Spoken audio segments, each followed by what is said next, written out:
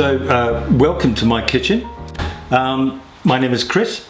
Lots of people know me as Chris the Chef. So I've been cooking for quite a long time. What we're going to do today is 10 dishes. 10 dishes to save your life. This was first designed for my son. He was about to leave home, go to university, and I thought if he learns these 10 dishes, he can make another 30 or 40 just by knowing the basic recipe. But of course he wasn't interested. He was more interested in the food, the girls, eating the food that is, the girls, the drink and everything else. So he never learnt it. He's trying to learn it now. Anyway, this is for everybody else who's about to go to university, go off to the world of work, or if you're fed up with the things that you normally cook, this could be the thing for you. 10 dishes to save your life.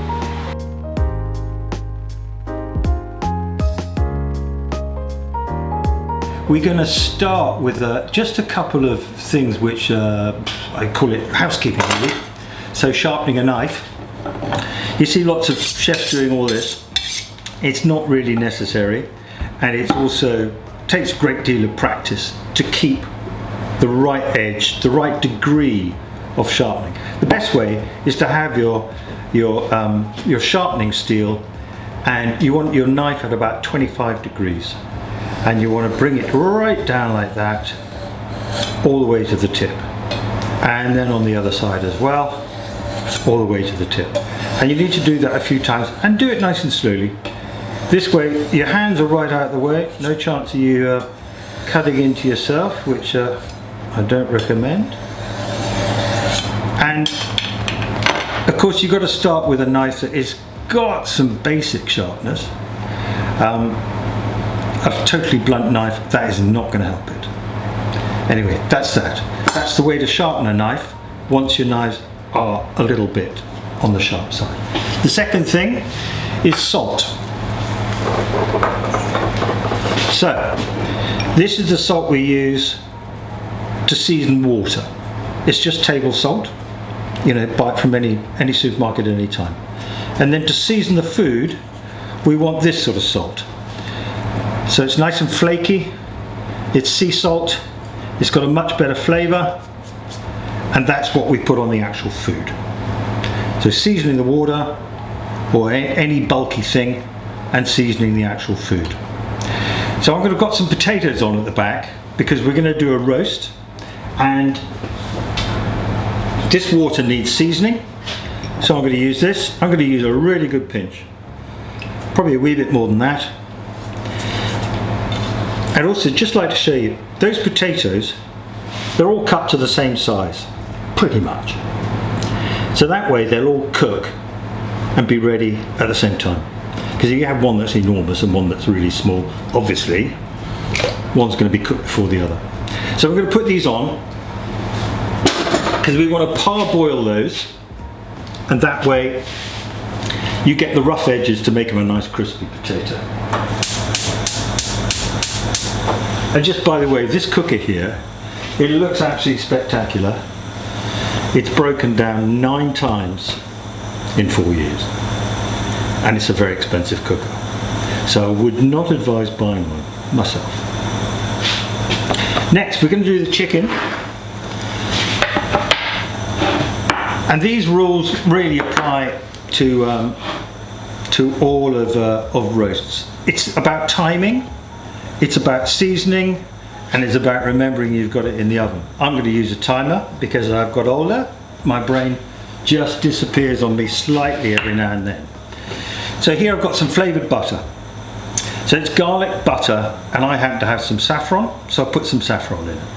And what we're going to do, we're going to put that underneath the flesh of the skin of the bird here, along the breast, and as it cooks, that is going to melt right down through the flesh and keep it all nice and moist.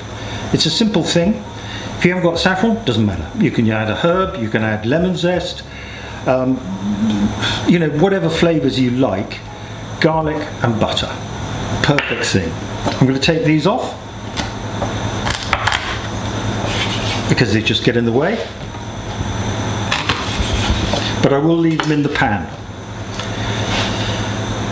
Pull that aside, take one finger and just squeeze it in underneath the breast there, and on the other side. Make a pouch, then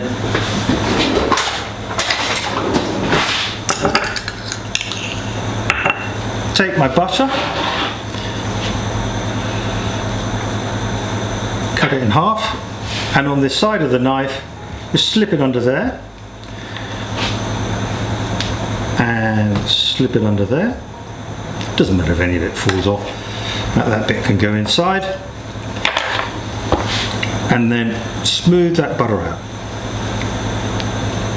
so you've got a nice covering over that chicken breast.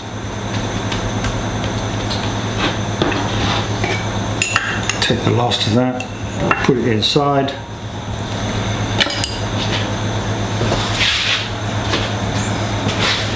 We're going to take some kitchen roll and make sure that the chicken is dry. Chickens, especially if they come from a supermarket, they come in a plastic bag these days and there's a lot of wet on them. So you want to get rid of that. Tiny bit of oil. I'm using extra virgin here. The extra virgin is not necessary. Any sort of oil will do. It's just what I've got to hand. So just rub that in all over, and then our nice flaky sea salt all over the top, some inside,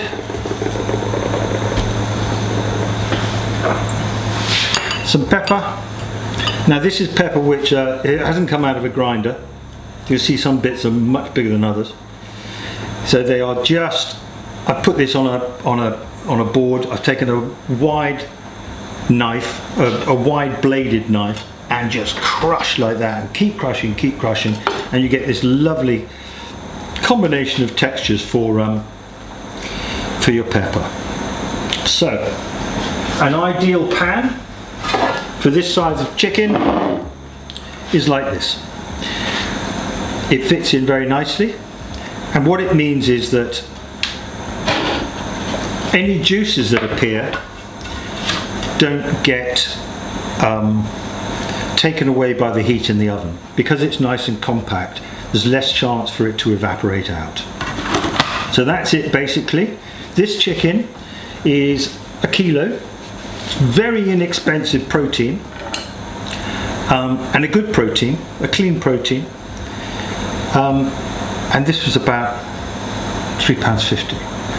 And I know you should be buying free range, organic, but we can't all afford that. So especially for student households, for lower income households, this is a good option. And don't let anybody tell you it's not. So we're going to put that in the oven. It needs about 20 minutes for every 500 grams. So that says an hour. And I'm going to give it probably just a little bit less. Probably about 50 minutes. So that's going in the oven.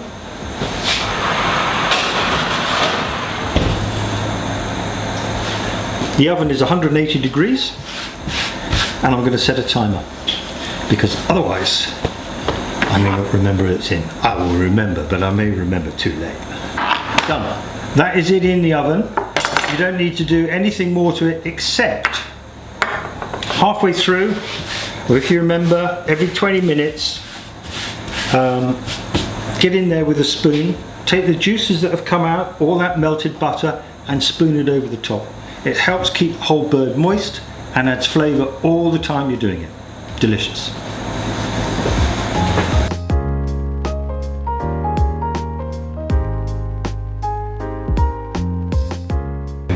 So we're going to take the chicken out and give it a bit of a basting now. By the way, cloths. Always use a cloth. Don't use a damp cloth, because the minute you put a damp cloth onto something hot, steam's going to come out, you get a steam burn. They're really horrible. So, chicken. Beginning to look quite nice and brown. There's a little bit of jus in the bottom there, which we're going to take that out. All flowing out there now. So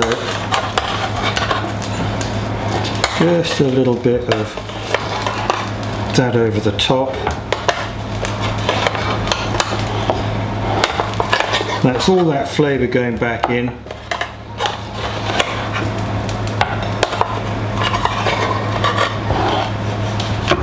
What I'm going to do also at this stage is stick a little bit of lemon in there.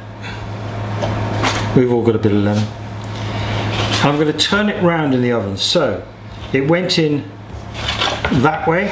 I'm putting it in that way now. And that just gets a chance, because different ovens, you know, the airflow is different, and the door side gets more because the heat comes off from the fan, bounces off the door and comes back to cook the chicken. So we're going in the other way now, just so that I can get a bit of cooking on the other side.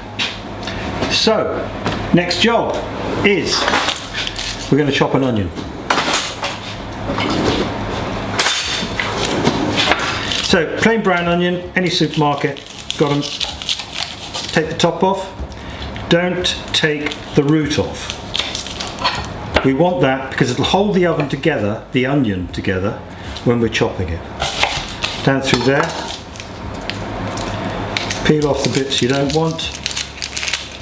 The skin, and actually sometimes the first layer of the actual onion can be a bit tough. You can see there, it's still a little bit bordering on skin, so we just take that wee bit off. Same again on this side. So what we want to do is cut down comme ça. This is a small dice. Take it slowly, otherwise you start losing fingers. And then on a larger onion, you cut through like that, and then down.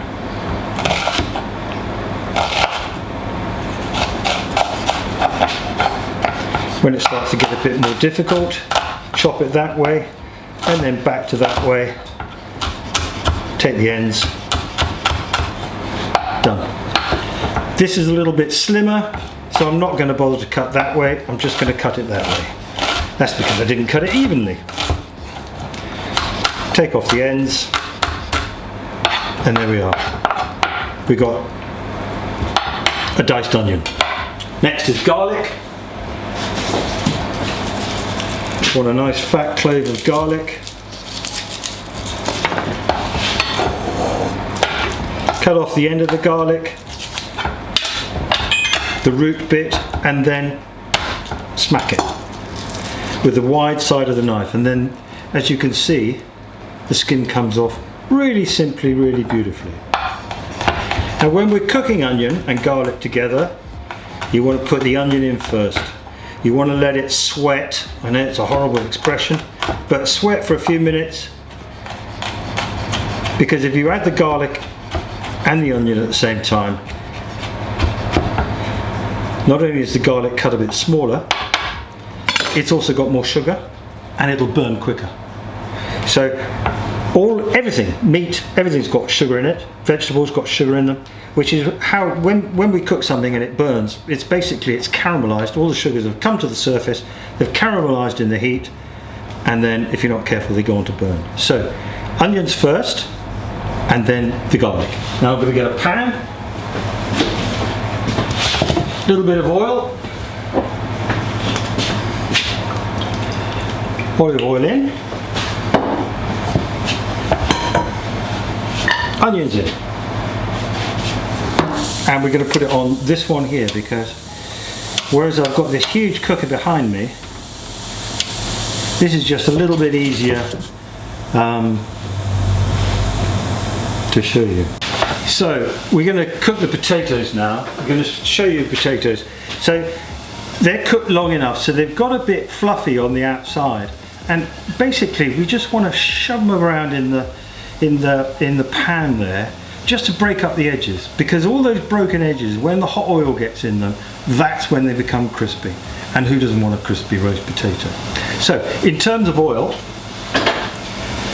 olive oil has become so expensive. In fact, all oils become so expensive because of, I don't know, climate change, whatever. So what I like to do is take a an inexpensive vegetable oil and have about 2/3 to 3/4 of that.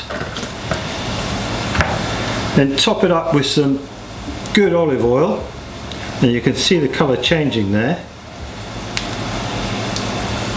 And that becomes my general cooking oil.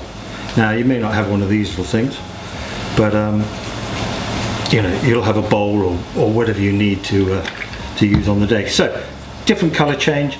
It's not so strong with the olive oil that it overpowers everything, and it's not so expensive because you're using too much olive oil either. So get a nice sized pan. We're going to heat up this oil in here. It needs to be really nice and hot as the potatoes go in. So I'm going to put this in the oven next to the chicken, and we leave it there for a moment or two, and then we put our potatoes in. Meanwhile, I'm going to clear this up.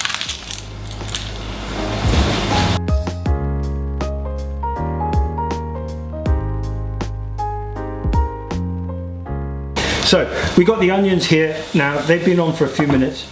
These are terribly slow compared with gas, because you've got to obviously heat up the element, whereas the gas comes on instantly. But we've got to a point now where those are suitably cooked. We put our garlic in, and I've got a bit of fresh thyme. It's just from the supermarket, adds fantastic flavour. It's a classic of European cooking, and you want to make sure that nothing sticks on the bottom, because that's when you get the caramelization, and it's a caramelization we don't really want with onions. When we're cooking meat, we want a caramelization on the side. You know, our steaks, we like them nice and browned on the outside. It's called the Maillard reaction, and it's when all the sugars come to the surface, hit the heat, and they start to caramelize, and it gives you lots and lots of flavour. In fact, when you've cooked a steak, what you want to do is take a little bit of wine or a little bit of water, and you sloosh out the pan, get all the little burnt bits off, because that goes in your sauce, and it's a great thing for your sauce.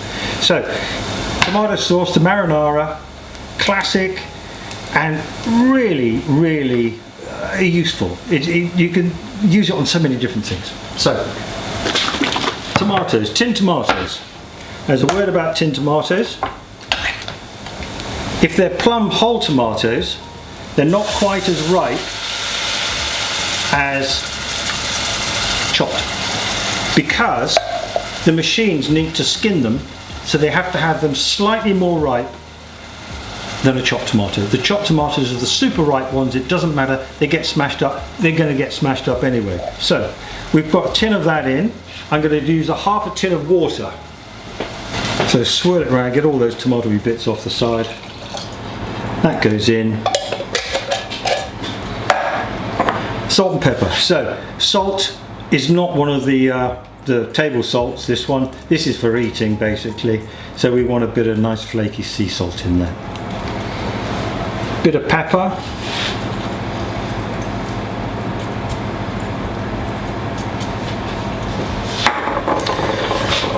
Salt is for enhancing the flavour of your food, and pepper is to give it a little kick. The Romans, they made part of their fortune out of the salt trade, because every human being and every animal needs to have salt in their diet. The question of how much is debatable, of course. And then pepper was a very expensive thing in ancient Rome. Only the aristocracy had it, and they imported it at huge expense, and it was just to give that liveliness, that kick, those little points of heat and flavour whenever it was added to a dish. So famous dishes like carbonara, cacio e pepe, which is basically just pepperoni, cheese and pepper with pasta. Classic. We're going to let that cook now, nice and gently, for probably an hour. Certainly 45 minutes. When it starts to reduce, it's going to concentrate the flavour. This is why you don't want to burn your onions when they go in, because as the flavour concentrates, if you have anything burnt in there, obviously you're going to enhance that burnt flavour, and you don't want that. We're going to get the hot oil out of the oven now, and it should be on the point of smoking.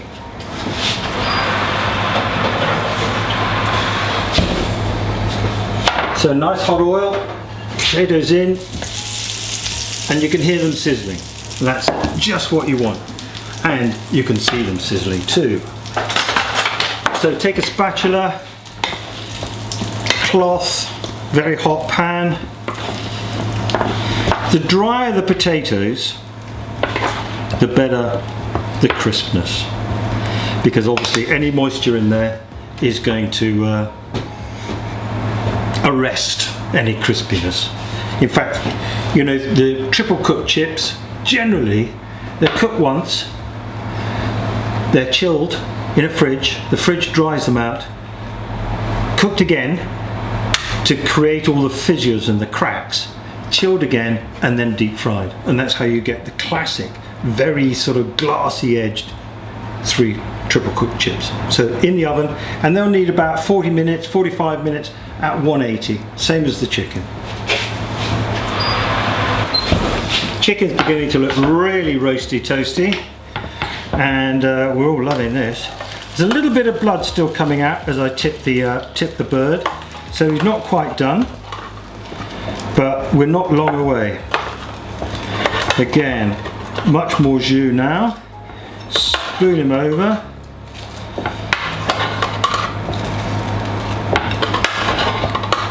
And put it back in the oven. It probably needs about another 5-10 minutes. So turn him around again. So he came out that way, so we're going back in this way. Keep rotating it, and in we go. So the chicken gonna need to rest for half an hour. So that means foil over the top, because as the chicken roasts, all the juices inside the chicken they're all boiled to the surface. So you need to foil it and rest it, and that allows the juices at the surface to gradually just sink back through the meat. This does 2 things. 1, it's easier to carve, and 2, when you eat it, it's much more moist. Because if you cut it straight away, and all those juices are not distributed back into the muscles and the flesh, they'll just roll straight out onto your plate, and you don't want that. You've probably seen on MasterChef, things like that, they say something's not rested. That's because the blood's come out of a steak, and it should have been rested. The French say you should rest it for as long as you've cooked it, but you know, I cook some things for 4 or 5 hours. Well, you can't rest it for 4 or 5 hours. They'd be mad. Anyway, we're going to do that in a minute.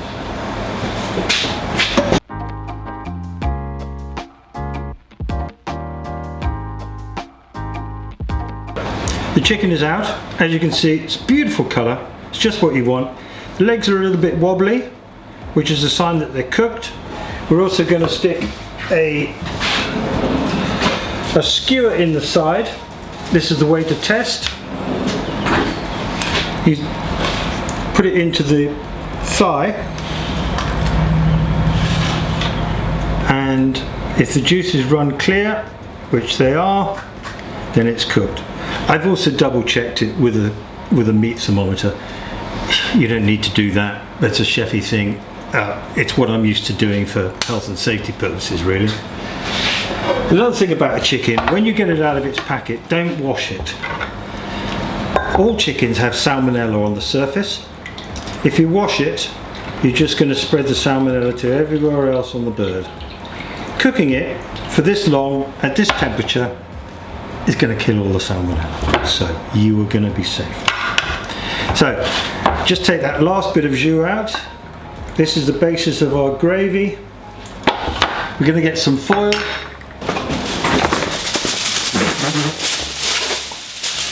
Going to wrap that around, and we'll let that sit at the back of the stove where it's nice and warm until we're ready to serve. So with the gravy, take a pan. I'm going to take some of this butter and chicken fat off the top. You don't want all of it in your dish anyway. I'll get rid of the rest of it in a moment to another place. Going to add a little bit of flour. With this we make a roux. So this is what's going to thicken your gravy for you. Perhaps a touch more flour, not very much. I mean, we've probably got a dessert spoon there for the equivalent amount of chicken fat. So, by the way, never do that on the edge of anything glass, because you could chip it and it goes into the food. I'm going to put this on the back of the stove there. I'm going to add just a touch of white wine, just to add another little element. This is just an inexpensive Pinot Grigio. It's a good size for cooking. I'm going to use the rest of it in a risotto, which we're going to make in a while. Risotto has to have wine. So, just a little bit in there. Mix it in. You want it to get nice and smooth. And then we're going to add in the jus from the bottom of the roasting pan.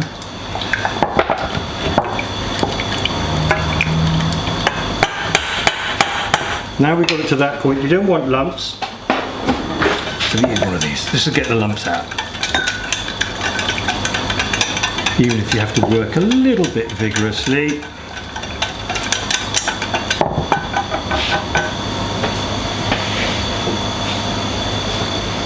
So I've got a pint, 500 ml of chicken stock.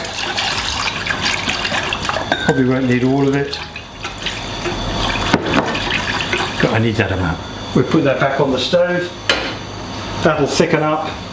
We'll leave it to reduce for a bit, that'll concentrate the flavour. If you want, at this time, you can add a bit more garlic, you could add some more thyme, you could add a bit of rosemary, whatever you've got to hand, whatever you like to eat, put it in. It'll add the flavour as it's reducing.